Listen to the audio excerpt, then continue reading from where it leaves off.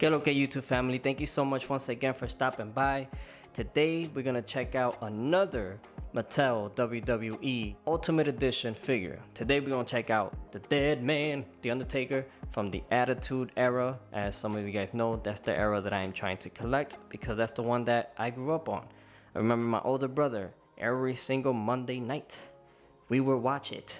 So shout out to my brother Manuel out there. I love you, man. Also shout out to Fig-A-Mania on Instagram, because this dude took a dope picture of the Undertaker and Kane together, and I was like, yo, I need to get those guys. And so I did, and here I'm gonna bring you guys this amazing review. Now to start off, I remember that he came in on WrestleMania 14 to fight Kane with this entrance attire. It was a time that you need to go check out. So if you can, go check that joint out. But anyways, let's check out the Undertaker.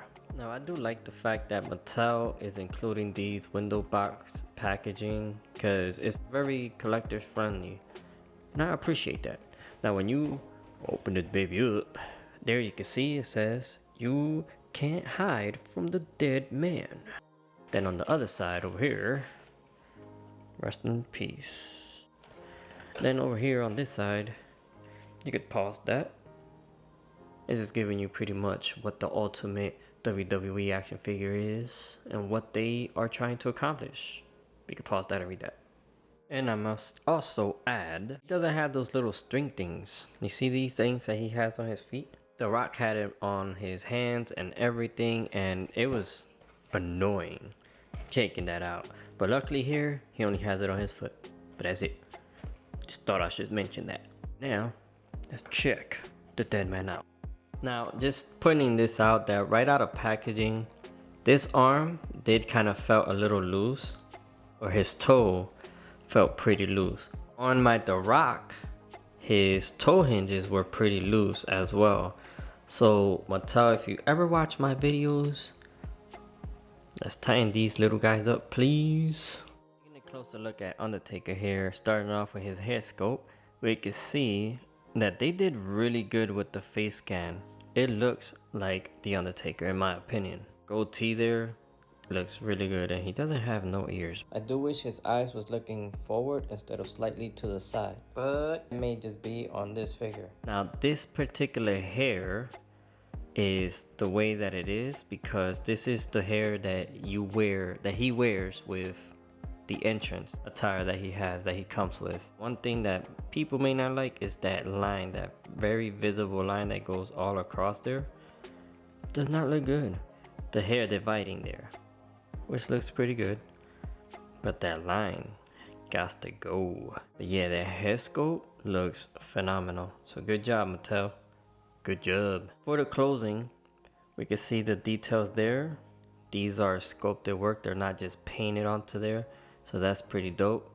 You can see that on both sides. This is a softer, like it's pretty soft. It looked like they sculpted the body first and then they added this to it. It still gives him that butterfly movement with it.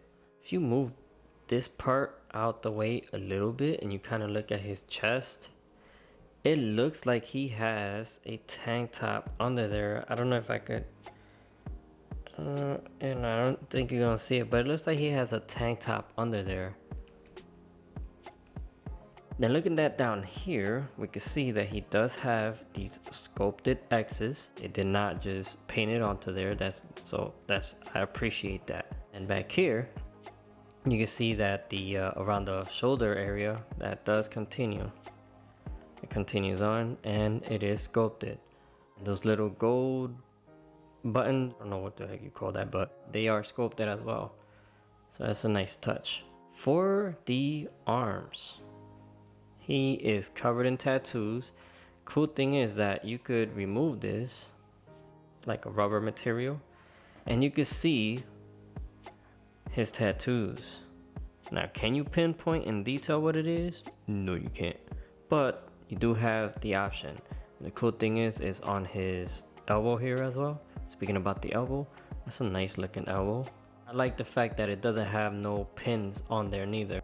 Speaking about elbow pads, this one does have that going on, which I don't know if that's universal, or I don't know if that's just, a defect that mine come with, but he does have that. and same as the other one. Once you remove the elbow pads, you can see more of his tattoos. I actually kind of see that that's a person with a red thing over him. That's pretty dope. Nice touch. It's not just all black, you know, but these are dope. I like this. This part on him can come off as well, which is really cool in my opinion because it's realism, right? It gives it that realistic look to it, and it does have a little bit of detail onto there, as you can see, even though it's all black. But and looking at his hand, his gloved hand, you can see they did really good making sure that the hand looks like it's, you know, a glove. The paintwork isn't the greatest, but you can still see the detail of the nails there and all that. I would like to add that this glove is not accurate to this attire, by the way. As you can see in this picture, it's just one of those regular leather gloves. It doesn't have any padding or anything in it, but this one does. Now looking at his pants, you can see the sculpted X's there. They do continue going down, and you can see the silver buckle with the gold there. You see that on both sides. Then for his boots, it's just straight up black, but I do appreciate they use a different type of black. Like this black is like a glossier than the matte here. I appreciate the variation there, the contrast. But yeah, back to the boots here. Boots are just straight up black, regular wrestling boots, and the bottom of his boots. He was released on 2021. I am like years late, but we finally got him in hand. For articulation, Undertaker can look all around. Kind of has that little pivot, give him some attitude, and he looks up about that much. He looks down fairly good. His arms do go up about that much. It has butterfly joint, 360 rotation on that arm. He has bicep swivel. He has double jointed elbows, but because of the elbow pads, it hinders it. For his hand, go 360 and up and down movement. For torso area, he can do a he can't really do a 360. Nope. Maybe mine's is stuck. He doesn't want to actually go around, so I may have to run him down on hot water and see what's going on with that. But I will keep you guys updated on the comment section below. And if you do have this figure, please let me know as well on the comment section below. Side to side, a little bit. He does move forward and backwards, pretty good. For the waist area, all he does is that 360 movement. Now if they were able to do a ball joint here, that would be pretty awesome. His legs, he doesn't seem to have that leg drop movement that The Rock had, but he does have that thigh cut, so he does have thigh swivel. He kicks forward about that much. Beautiful knee bend. Does have that shin swivel, but it does feel kind of loose. For his feet, it goes down about that much, and it goes up about that much. His toe hinge, obviously. And then he has a little bit of ankle rockers going on. While we're still on articulation, joints that they have given these guys, they feel good. However, it does feel that once you keep using it over and over again, that the joints eventually are going to run down and it'll cause the figure to have loose limbs. Throwing that out there just in case, because I do feel that that's something that can happen with these figures. For accessories, starting off with this neutral head scope. Again, I think Mattel did phenomenal capturing the Undertaker's look here. This looks really good in my opinion. The eyes, the eyebrows, like everything, it looks spot on. It looks spot on in my opinion. Hair texture looks really good, and it is a soft plastic, but you may see that line running across. Other than that, this looks pretty good, yo. Up next is the all white looking face sculpt with the tongue out, that when he pins people, when he's running his thumb across his neck, the wrinkles there on his eyebrows. Tongue paint job looks really good. See some of his teeth there. Gold teeth looks good. I think that they kind of missed it a little bit there. You can kind of see. You can see the eyes is all white with a little bit of eyeliner there. Same with the hair. It is soft, and you can see the sculpted work there. And now for his entrance attire. You can see this, which is nicely painted. You see the gold and the buckles there on the silver and all of that detail going on there. Let's zoom in a little bit. You see all of that detail there. Looks really good. Here on the shoulder area, same thing. These are all sculpted. If you run your fingers, you can feel it. All of the buckles, they're pretty good.